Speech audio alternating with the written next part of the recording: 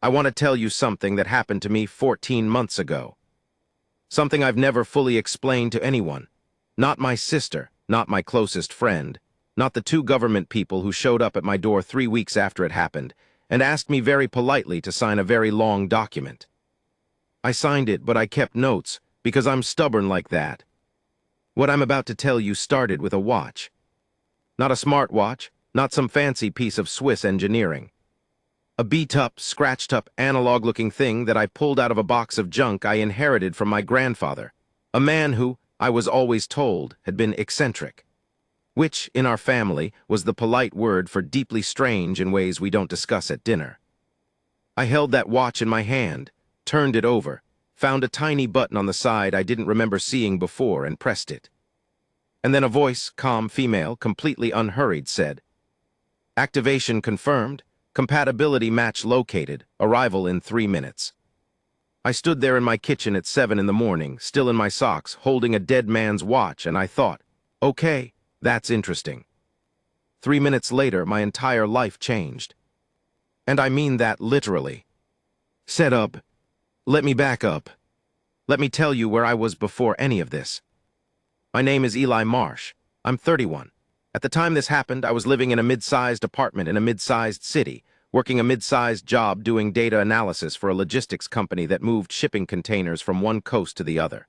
I wore the same 4 shirts on rotation. I ate the same 3 meals.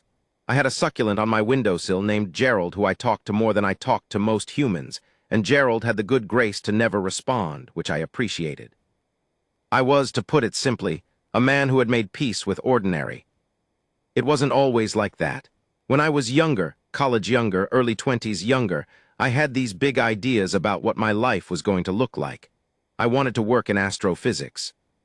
I'd spent 2 years in a physics program before the funding dried up on the research project I'd joined, before my advisor retired, before I made the practical decision to pivot toward something that actually paid.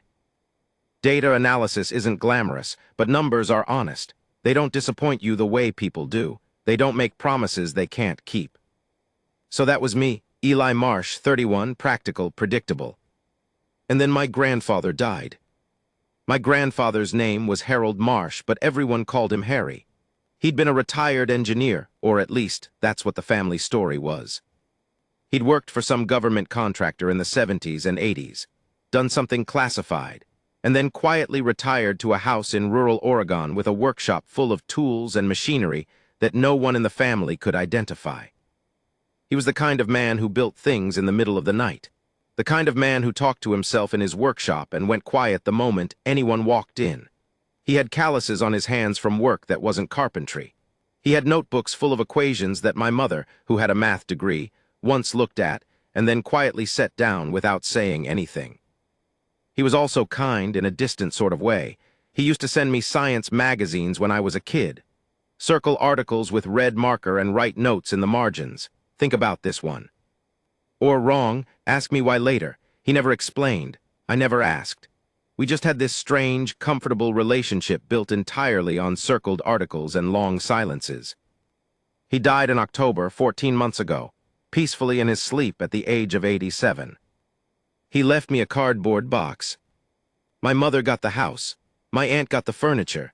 My cousin got the truck. I got a cardboard box that had been sitting in the corner of his workshop with my name written on it in red marker. Eli, do not open until after November 4. November 4 was 6 weeks after his death. I don't know why that date. I didn't ask who to ask because there was nobody to ask. I waited because he'd asked me to. November 4th was a Tuesday. I remember that. I came home from work, made dinner, pasta, the same pasta I make every Tuesday, and then I sat down at my kitchen table and opened the box. It wasn't dramatic. No lights, no music, just me and the cardboard and a Tuesday evening. Inside the box there were 6 things. 1, a photograph of my grandfather, young, maybe 25, standing in front of some kind of large structure I didn't recognize.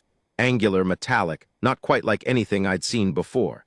He was smiling in the photo in a way I'd never seen him smile in person, like something extraordinary had just happened, and he didn't know how to contain it. 2, a notebook, filled cover to cover with dense, tiny handwriting, half of it in standard notation and half of it in a shorthand I couldn't read. I put it aside to look at later. I still haven't fully decoded it. That's a whole separate thing. 3. A folded piece of paper with my name on it, a letter handwritten 3 pages long. I'll come back to this. 4. A small metal object shaped like a compass, but with no needle. Just a series of concentric rings that rotated freely and a glass face that showed nothing but darkness. 5. A USB drive with a piece of tape on it that said play second. 6. The watch. I went through things in order. I'm a data analyst. I follow sequences. The photograph I set aside. The notebook I set aside. The compass thing I turned over a few times, couldn't figure out and set aside. The USB drive play second clearly wasn't first, so I picked up the letter. My grandfather's handwriting had always been precise. Engineer's handwriting. But in this letter it was different, looser somehow, like he'd written it fast, or like he'd been trying to decide how much to say and kept changing his mind partway through sentences. I'm going to tell you what the letter said. Not word for word. Parts of it I've redacted mentally even now, because I'm still not sure what I'm allowed to say, but the core of it. He wrote that he owed me an explanation. He wrote that there were things about his life he'd never been able to tell anyone, including my mother, including his own wife, who had died years before he did. He wrote that in 1973, working for a defense contractor in New Mexico, he had been part of a team that responded to what the government internally called a communication event. Something that had been detected in the upper atmosphere. Something that had been broadcasting on a frequency no human technology had created.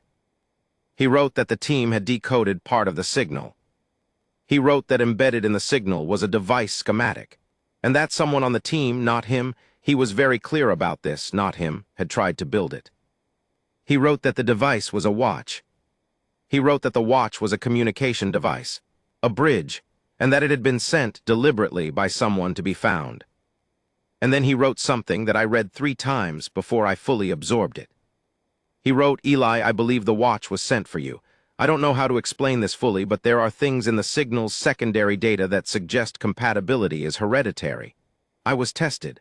I wasn't compatible. Your mother was tested. She doesn't know. It was done as part of a standard physical in 1989, and I've carried that guilt. She wasn't compatible either. But the markers suggest a skip generation probability, and I've watched you your whole life, and I hope, you're the one it's been waiting for. And then below that, don't activate it indoors if you can help it. Things tend to get rearranged.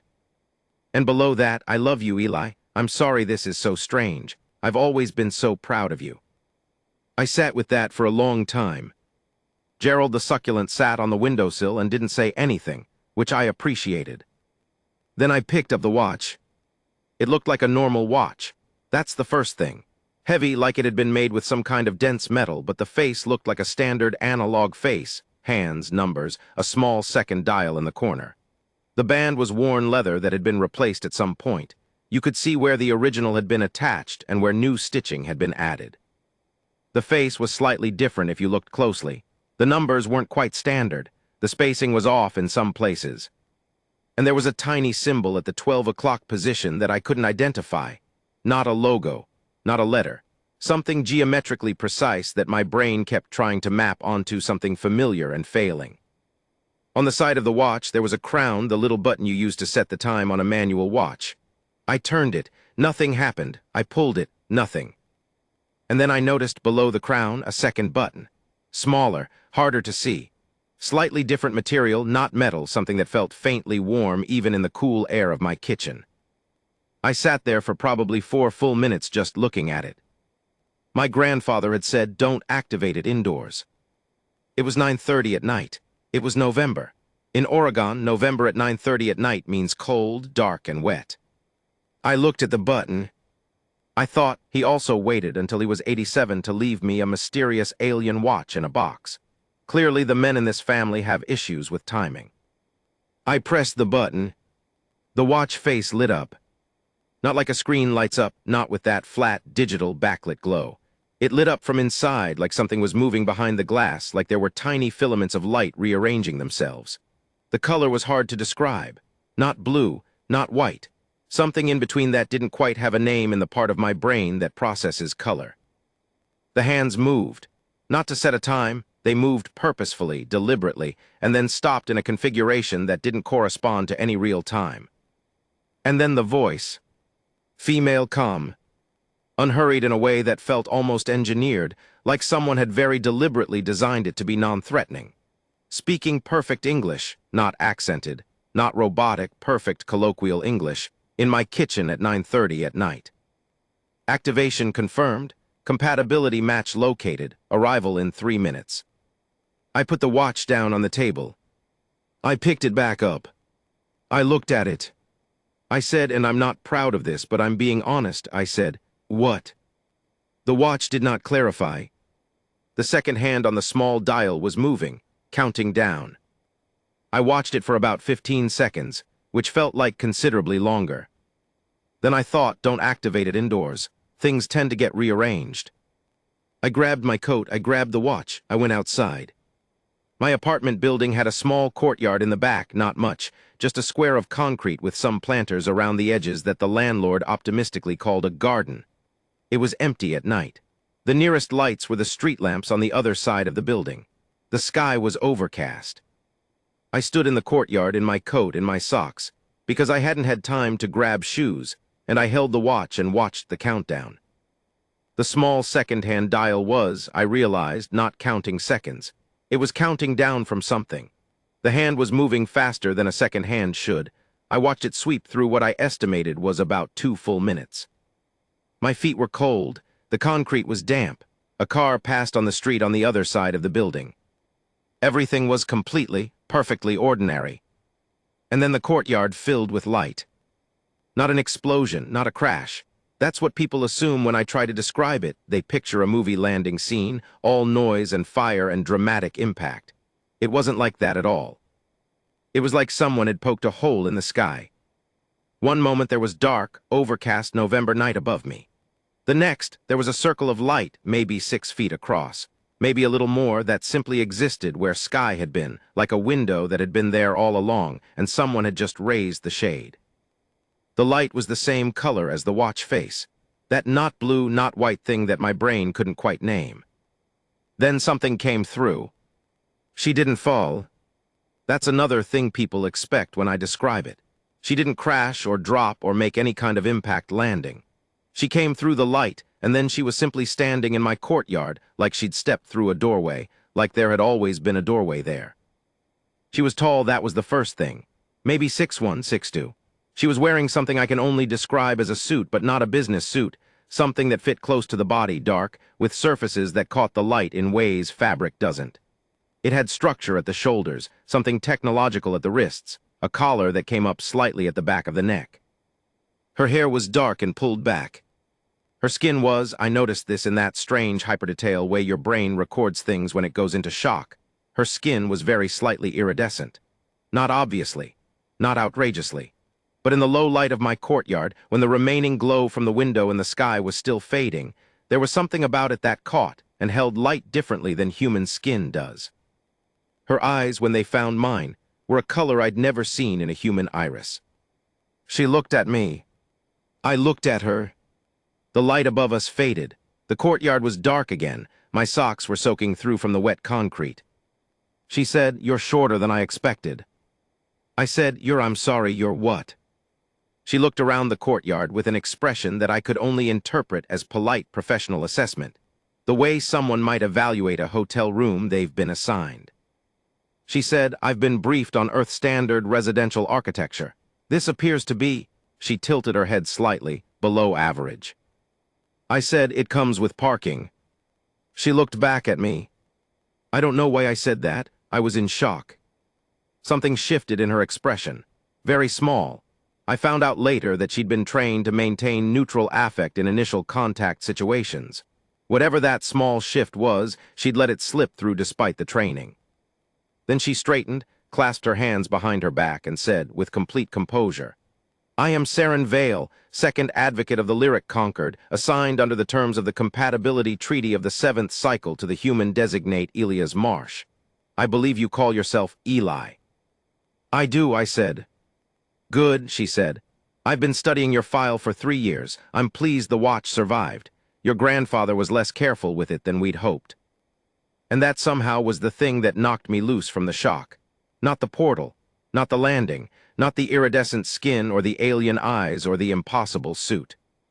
The fact that she knew about my grandfather. I sat down on the wet concrete of my courtyard, in my soaking socks, and I put my face in my hands for approximately 30 seconds. She waited, she didn't say anything. She just waited, which I later learned was deliberate. Her briefing had included a section on human processing pauses, and she had been advised to allow them. Then I stood back up. "Okay," I said. "Okay, you want to come inside? I have pasta, I think, and I think I need to hear this sitting down." She considered that for a moment. "I was briefed on pasta," she said. "It's considered a low-risk introduction food." "Great," I said. "Come on." And I walked back inside, and she followed me, and Gerald the Succulent watched us both come through the door, and that was how it started. Build tension. I want to be clear about something before I keep going. When I say alien bride, I want to stop and address the absolute chaos that phrase creates in people's minds, because I can see it happening every time I say it to someone, and I'd rather just address it head-on. She was not some kind of exotic fantasy figure. She was not a damsel. She was not grateful or worshipful or fascinated by my humanity in some simplistic way. She was, in the most accurate possible terms, an incredibly competent professional who had been assigned to one of the worst field postings her organization had ever created, which was Earth and me. She made this fairly clear within the first 20 minutes. We were sitting at my kitchen table. She had declined pasta but accepted water. Hydration requirements are similar across most Class 4 atmospheric species, she'd said, like that was a normal sentence. And I was trying to eat because I had decided that having food in my stomach while processing an alien contact event was the practical choice. So I said, "The compatibility treaty." "Yes, that's a treaty between Earth and..." I waved my hand. "The Lyric Concord," she said. "A coalition of 23 species operating across what you'd identify as roughly 400 light-years of this galactic arm." She paused. "Earth is aware of us. Your governments are aware of us. This has been the case since 1947, but the disclosure process has been..." She searched for a word. "Contentious." "Right," I said. "Right, okay, and this treaty." "Compatibility treaty was established as a diplomatic instrument," she said, with the precise tone of someone reciting from a document. "Certain human genetic lineages carry what we classify as resonance markers, a quantum biological signature that emerges rarely and appears to have specific compatibility with Lyric Concord neural architecture. This compatibility has significant implications for cross-species communication, diplomatic function, and what we call harmonic alignment. When a resonance match is identified in a human, the Concord is permitted, under the treaty terms, to initiate formal contact and propose a diplomatic bond. I ate some pasta. "And diplomatic bond," I said carefully, "that means..." "Partnership," she said. "In Lyric Concord terms, a bond pair functions as a single diplomatic unit. The human partner gains legal Concord standing, access to Concord resources and protections, and a liaison function in cross-species communication. The Concord partner gains an Earth-side anchor and the benefits of harmonic alignment with a compatible human. And in non-diplomatic terms..." She met my eyes. "In non-diplomatic terms," she said, "you and I are, as of my arrival, considered matched. The specifics of what that means in practice are determined by the matched pair. The Concord doesn't regulate the arrangement beyond its diplomatic function." I looked at her for a long time. "So you're telling me," I said, "that your government sent you here to be my matched partner? Because of my genetics?" "Correct. And you agreed to this?" Something moved across her face, that small, controlled shift again. "The posting is considered significant," she said. "Earth contact is a high-value assignment." "That's not what I asked." She was quiet for a moment. "No," she said finally, "it isn't." I waited. "I requested the posting," she said. "I've been studying resonance-compatible human lineages for 6 years. Your family's lineage is the strongest example I've documented. Your grandfather's resonance signature, though non-compatible himself, was remarkable. I requested your file as a research subject, and then..." she stopped. Then I read your file, she said, and I requested the contact assignment. I thought about that. You chose this, I said. You chose me. The Concord chose you based on compatibility, she said very precisely. I chose to be the one who came. I took a drink of water. Outside, the November wind was picking up. I could hear it against the windows. Gerald sat on the sill, unbothered. My grandfather knew, I said. He knew this was coming. He was told, yes, in 1974. There was she paused, a conversation. His resonance signature was too weak for compatibility, but the hereditary markers were present, and the Concord's analysts calculated a skip-generation emergence probability of 73%. He agreed to keep the watch and pass it to the most likely carrier. He kept a secret for 50 years, I said. He did. For me. Yes. I thought about the circled articles. The margins full of red pen notes. The way he'd always pushed me toward physics, toward the stars, without ever explaining why. Think about this one. 50 years of misdirection. 50 years of pointing me toward the sky without telling me why. I had to take a minute. She let me take it. When I came back to the conversation, she was examining the kitchen with that same professional assessment expression. She had turned slightly in her chair and was looking at the window, the street beyond it, the ordinary late-night quiet of a city block in November. Can I ask you something? I said. Yes. You said you read my file. What's in my file? She turned back, everything that could be documented from a distance. Which means employment history, educational record, published work, your 2 undergraduate papers, and the 1 industry analysis piece you wrote last year. She listed these like inventory. Social connections, behavioral patterns, residential history, health data from public records, the article about astrophysics you wrote for your university newspaper at 21. That last one landed somewhere in my chest. You read that? I said. Several times, she said. I'd written that article in a bad week, a week when the funding had just dried up, and I was starting to understand that I was going to have to change course. It had been about the Fermi paradox. Why is the universe so quiet? Where is everybody? I'd ended it with something embarrassingly sincere about how the silence didn't prove nobody was out there. That it just proved we hadn't learned to listen yet. I'd forgotten I'd written it until just now. Okay, I said very quietly. The article was flagged by Concord Monitoring, she said. It was forwarded to my research unit because the reasoning was unusually close to accurate in several places. Unusually close to accurate? For a 21-year-old human, yes. I'm going to ignore the qualifier. That seems reasonable. I looked at her. She was watching me with that same careful, contained attention she'd had since she arrived, like she was tracking multiple things at once and making sure none of them escaped. What happens now? I said. Practically speaking, you're here. You're staying. The treaty terms specify a minimum contact period of 1 Concord cycle, which corresponds to approximately 14 Earth months, she said. During this period, I will be resident on Earth, specifically in proximity to you as the bond anchor. In proximity to me, I repeated. Yes. Do you need, I have a spare room, but it's full of boxes. I have operational requirements that exceed standard residential accommodation, she said. I've arranged for a secondary residence. It's 3 blocks east. I blinked. You arranged accommodation before you arrived. I've been planning this contact for 3 years, she said. I was thorough. 3 blocks east, I said. Yes. I thought about this. Did you furnish it? I asked.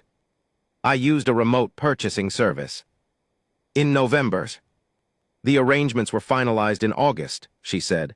I've been monitoring conditions. You've been watching my neighborhood since August. I've been watching you specifically since August, she said. I wanted to understand the daily context before arrival. Familiarity with environmental specifics reduces early contact errors. I turned this over. So for the past 3 months, I said, you've been watching me go to work, come home, make pasta, and talk to my succulent. She glanced at Gerald. You talk to the plant quite frequently, she said, and I was almost certain there was something dry in the way she said it. Almost. He doesn't judge, I said. I've noticed. She left around midnight, which felt strange, having someone arrive through a hole in the sky and then leave by walking out the front door and down the sidewalk, just like a normal person. I watched from my window as she disappeared around the corner toward the building 3 blocks east. 3 blocks east, 3 months of watching, 3 years of planning. I looked at the watch on my kitchen table. I looked at the letter from my grandfather. I looked at Gerald. You knew first, I told him. Gerald had no opinion. I sat down and picked up the USB drive with a piece of tape that said play second. My grandfather's face on the screen was strange to see. He'd clearly recorded this within the past few years. I could tell from the age, from the condition of the workshop behind him. He was sitting at his workbench, and behind him I could see the shapes of things I'd never been able to identify, and suddenly some of them made a different kind of sense. He didn't say hello, he didn't do preamble, very Harold Marsh. He just looked into the camera and started talking. Eli, he said, if you're watching this, the watch worked, I'm glad. A pause. I'm also sorry, this is going to be a lot and I know you. You're going to think it through very carefully, and then you're going to decide it doesn't make sense, and then you're going to go make pasta or something. And then at 3 in the morning it's going to hit you all at once. I had in fact made pasta at that point. I paused the video. I looked at the time, 11:47. I pressed play. The things I'm about to tell you, he said. I was asked not to tell anyone, but you're not anyone. You're my grandson and you're about to have a very strange 14 months, and you deserve to go into it with as much information as I can give you. He leaned forward slightly. The Lyric Concord is real. They are not a threat. I want you to understand this clearly. They are not a threat.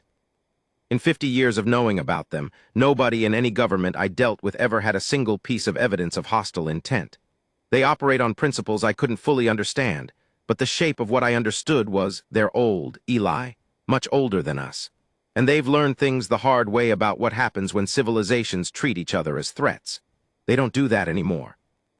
He shifted in his chair. The compatibility treaty is also real. It sounds insane, I know. It sounded insane to me too in 1974, but the science is real. There are humans whose biology resonates with theirs in a way that has measurable effects. Your grandmother thought I was losing my mind when I tried to explain it to her. I never tried again. But the effects are real in the presence of a compatibility match. Both parties experience measurable increases in cognitive clarity, emotional regulation, and what they call harmonic resonance. I don't have a better translation for that. It's like tuning. Like 2 instruments that are slightly off until they're in the same room, and then they're both suddenly in tune. He paused, looked off camera at something. I couldn't experience it myself. My markers were the wrong type. But I watched it happen in a controlled test with 2 members of their team and 1 human subject in 1974. And Eli, I know you think I'm an unsentimental old man, and mostly I am, but watching that it was remarkable. It was one of the most remarkable things I've ever seen. He came back to the camera. The partner they send you is going to be a professional, he said. Trained and prepared. Don't mistake that for coldness. From what I understand, being assigned an Earth posting, especially a contact assignment, is a significant thing for them. They don't do it casually. They don't send someone careless. He almost smiled. They told me in 1974 that if the hereditary marker emerged in my lineage, they would send someone exceptional. I've been counting on that for 50 years. A pause. Be patient with her. She's going to be figuring out Earth too. That's not easy. I know people think visiting aliens have it all together, but I watched them try to figure out a lunch menu at a diner in New Mexico in 1974, and I promise you, they do not have it all together. That did it, I laughed. Alone in my kitchen at midnight, I laughed. One more thing, he said, and this is important. His tone changed, serious. The treaty isn't universally popular. Within the Concord, there are factions who think Earth isn't ready for any of this, who think humans are too unstable, too young, too aggressive to be brought into Concord structures at any level. These people are not violent, I want to be clear, but they are political, and they have been working for a long time to delay or dissolve the treaty terms. He looked directly at the camera. The contact assignment is in part a test. If it goes well, it strengthens the treaty's position. If it doesn't, if a compatibility match is failed, if the bond is dissolved early, it gives the opposition faction evidence that the treaty should be abandoned. He let that sit. I'm not telling you this to put pressure on you, he said. I'm telling you because you need to know the whole picture. You've always needed the whole picture. Ever since you were 8 years old and you refused to accept that the solar system just had 8 planets without understanding exactly why Pluto got excluded. He almost smiled again. Figure it out, Eli. You're the smartest person I've ever known, and I have known some remarkable people. Figure it out. A long pause. I love you. I'm proud of you. I hope you get to see what I never got to see. The video ended. Climax. I didn't sleep that night. I'm not saying that for drama. I genuinely tried. I lay down around 2 in the morning, stared at the ceiling for an hour, and then gave up and sat at the kitchen table with a cup of coffee and my grandfather's notebook, and tried to start decoding what I could. The notation was partially standard physics notation and partially something else, a hybrid system I slowly started to recognize as his own creation, a personal shorthand. Some of it I could work out from context. Some of it I just starred and moved on. What I could read was extraordinary. My grandfather had spent 50 years quietly doing physics that no one knew about. Not publishing it, not sharing it, not even writing it in a form that could be easily found or understood. Just working it out for himself, in a notebook, in his workshop in rural Oregon. Some of it was things I recognized as established theory, just approached from a different angle. Some of it was things that I didn't recognize and that didn't map neatly onto anything I'd studied. And some of it, a section near the back, dated just 2 years ago, was a set of equations I couldn't fully parse, but that had a note in the margin. Eli will understand this. He just needs the right person to think it through with. I sat with that for a while. Then I went to bed and somehow managed 3 hours of sleep before my alarm went off at 6:30 for work. I went to work. Of course I went to work. What was I going to do, call in and say can't come in today? I made first contact with an alien species last night, and I need to process. I sat at my desk. I did my job. I processed logistics data for 8 hours while a very significant portion of my brain was somewhere else entirely. At lunch, my phone buzzed. Unknown number, text. This is Saren. I've obtained a local communication device. Is your work schedule fixed or flexible? I stared at this for a moment. How did you get my number? I typed. Your file, is your schedule fixed or flexible? Mostly fixed, why? I'll explain tonight. Is 7 p.m. acceptable for a meeting? You can just say dinner. A pause. Dinner, is 7 p.m. acceptable? Sure, I sent. My place or yours? Another pause, slightly longer. Yours has the parking, she sent. I put my phone down and thought about that for a moment. She'd remembered. I'd set it in shock in my damp socks in the courtyard, and she'd filed it away and used it 4 hours later. I thought, this is going to be a very interesting 14 months. She arrived at 7 exactly. Not 6:59, not 7:02. She was standing at my door at 7 o'clock, and I had the feeling she had calibrated her walk from 3 blocks east to arrive at precisely that time. She was dressed differently. Still wearing the suit material, but a slightly different configuration, less formal, if that was the right word, with the collar down and the wrist technology less visible. She had a bag over one shoulder. Come in, I said. She came in. Gerald got the same assessment look as yesterday. He seems stable, she said. Gerald is always stable, I said. He's the most stable individual in my life. Do you want coffee? I've been briefed on caffeine metabolism differences, she said. I should avoid it. Do you have something non-stimulant? Tea, herbal tea. That's acceptable. I put on tea. She put her bag on the table and took out, I wasn't expecting this, a tablet. Not a human tablet. Something flat and dark that activated with a touch and showed a display I couldn't read from across the room. I need to tell you some things, she said. Things I wasn't able to cover last night. I assumed, I said. I watched my grandfather's video. She looked up. He left you a recording, she said. USB drive, labeled play second. She was quiet for a moment. What did he tell you? she said, and there was something careful in the question. About the conquered, the treaty, the opposition faction. I brought the tea over and sat down. About the fact that this contact is partially a test. She held very still. He shouldn't have known about the faction politics, she said slowly. He seemed to know quite a lot, I said, for a man who'd supposedly been out of contact since 1974. She looked at the tablet, then at me. He wasn't out of contact, she said. Not entirely. There were channels. His resonance markers were too weak for compatibility, but they were strong enough for limited communication. There were individuals in the Conquered who maintained correspondence with him. Informally. Who? I'll have to check what I'm able to share, she said. I'll take that as a someone significant. She didn't confirm or deny, which was, I was learning, a kind of confirmation. What do I need to know? I said. The things you came to tell me tonight. She turned the tablet to face me. The display shifted to something I could read, a map, or what was clearly a map, though of a region of space I didn't have reference points for. Points of light connected by lines. A cluster near one edge labeled, in English, Sol System Earth, Provisional Member Status. 3 days ago, she said, a Conquered parliamentary session voted on a motion to suspend the compatibility treaty pending review. The motion failed, but narrowly, 11 votes. She let that sit. The review clause was passed as a compromise measure. There will now be a formal review of all active treaty contacts within the next Conquered cycle. I looked at the map. Including ours, I said. Ours is the only active contact currently, she said. I'm the only Conquered representative on Earth under the treaty terms, which means the review is, functionally, a review of this specific contact. So if this doesn't go well, if the review board determines that the contact is non-productive or that the treaty terms aren't being fulfilled, they can recommend suspension. She paused, which would mean my recall. The word landed quietly between us. Recall should be called back, gone.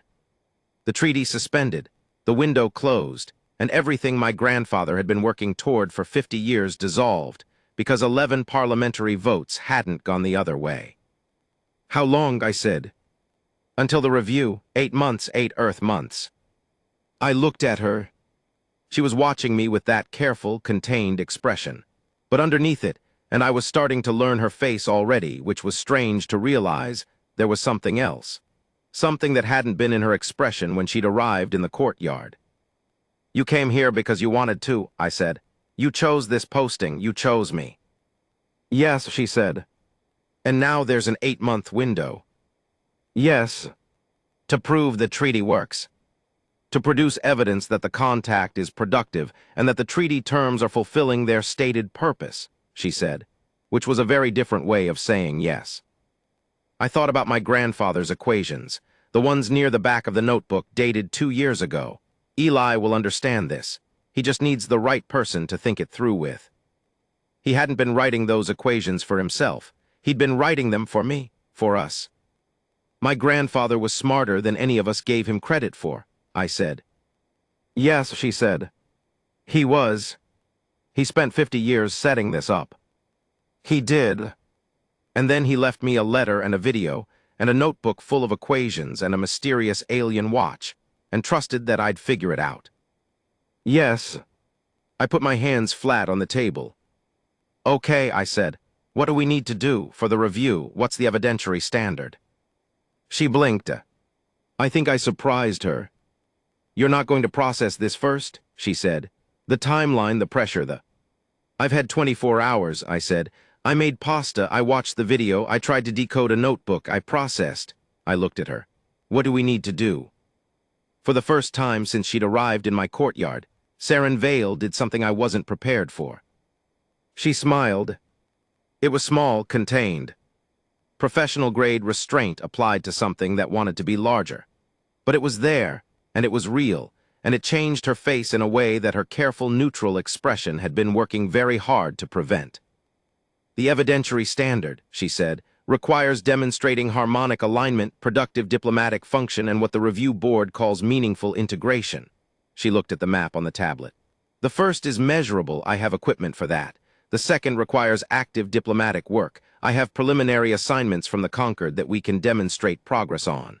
The third is—" she paused. "The review board hasn't defined it precisely, which is either flexible or deliberately vague, depending on which faction wrote the metric." "So we have 8 months," I said, "to align harmonically, do diplomatic work, and meaningfully integrate." "In simplified terms, yes. While you're living 3 blocks away, and I'm a data analyst who makes the same pasta every Tuesday. Your pasta is apparently a significant cultural touchstone in your dietary pattern," she said, and there was definitely something dry in that. "Gerald's heard a lot about my pasta," I admitted. She glanced at the succulent again. "The plant seems to have acquired considerable context about your life," she said. "He's a good listener." Another small, controlled almost smile. "We should begin the harmonic alignment assessment," she said, returning to professionalism with the speed of someone who'd been trained in exactly this. The readings from initial contact were within normal compatibility ranges, but baseline documentation is required for the review file. I have a device for this. She reached into her bag. The device she took out was small, about the size of a deck of cards, the same not quite metal as her suit, with a single flat surface on one side that pulsed gently with that not blue not white light. "What does it do?" I said. "It measures resonance signatures," she said. "Yours and mine, simultaneously. The compatibility ratio is expressed as a coefficient. The treaty requires a minimum of 0.7 for valid contact classification. Based on your grandfather's hereditary markers, I estimated you'd come in around 0.8. She held it out. "Touch the surface." I reached out and touched it. The light changed. It spread first, expanded outward from the center of the surface, filling the device. Then it intensified. Then it changed color, shifting out of the not blue into something warmer, something that edged toward gold without quite landing there. Her expression shifted. Not the small, controlled almost smile, something different, something that I couldn't read yet because I hadn't had enough time with her face. "What?" I said. She turned the device to show me. There was a number on the display. 0.97. "That's how I started. The highest coefficient I've ever documented," she said. She was very still. "In 6 years of research." "Is that good?" "For the treaty review," she said. "Yes, definitively yes." She paused. "For the opposition faction's argument that humans aren't ready?" She looked at me with an expression I was beginning to understand as the Saren Vale version of significant. "This single reading makes their position considerably harder to sustain. Because a 0.97 doesn't happen by accident," she said. "It doesn't happen by coincidence or by evolutionary chance or by any mechanism that suggests humans and the Concord are incompatible. A 0.97 suggests that somewhere in the long, complicated history of this galaxy," she stopped, recalibrated. "It suggests this was coming for a long time." I looked at the golden light on the device. "My grandfather knew," I said. "He knew this number was going to be high." "He suspected," she said. "He told me in correspondence that he suspected. I calculated 0.8 as a conservative estimate." "He outmaneuvered your calculations." "Yes," a pause. "He was very good at that." "Resolution." She left at 10. We'd spent 3 hours going through preliminary documentation for the review file, the alignment reading, my background information, her mission parameters. And by the end of it, my kitchen table was covered in notes in 2 different handwriting systems, one of which used symbols I was going to need to learn. She stood at the door, bag over her shoulder, with that same composure she'd arrived with. But something was different. Something in the set of her shoulders, maybe. Something in the way she'd been moving through the last hour. Less like a professional executing a mission protocol. More like someone who had arrived somewhere they hadn't known they were heading. "Same time tomorrow," I said. She considered this. "I have Concord check-in procedures in the morning," she said. "Afternoon would be better." "I can take a half day," I said. "I have the leave available." She nodded. 2 o'clock, she said. 2 o'clock, I confirmed. She turned to go. "Saren," I said. She turned back. "My grandfather said they told him in 1974 that if the hereditary marker emerged, They'd send someone exceptional. I paused. He counted on that for 50 years. She stood very still. He was right, I said. Just so you know. The controlled expression held for exactly 2 seconds. Then your grandfather was an extraordinary man. He was, I said. I think you know that better than most people. She looked at me for a moment. Good night, Eli, she said. Good night, Saren. She walked down the hall. I stood in the doorway until the elevator doors closed. Then I went back inside. Gerald was still on the windowsill. Okay, I told him, you can say it. Gerald, as usual, had nothing to say. Yeah, I said, I know. I picked up my grandfather's notebook, turned to the back section, the equations dated 2 years ago. Eli will understand this. He just needs the right person to think it through with. I sat down with a fresh piece of paper, a pen, and the beginnings of an idea. Outside, 3 blocks east, a light was on in a building I'd never paid attention to before. The not blue, not white kind of light. Still burning at 10 past 10 on a November night. Ending line. They tell you that first contact is a moment. A single event, a threshold, a before and after. But sitting at my kitchen table that first night, surrounded by my grandfather's equations and a note he'd written for me 50 years in the making, I understood that it wasn't a moment at all. It was the culmination of one. He'd pressed his face to the glass in 1974 and seen what was out there, and then he'd spent the rest of his life making sure the door would be open for me. And all I'd had to do was press a button. All I'd had to do was be curious enough, stubborn enough, still enough, after all the compromise and the practical pivots, and the years of making peace with ordinary, to press a button on a dead man's watch at 9:30 at night. The universe, I was beginning to understand, had been waiting very patiently for exactly that.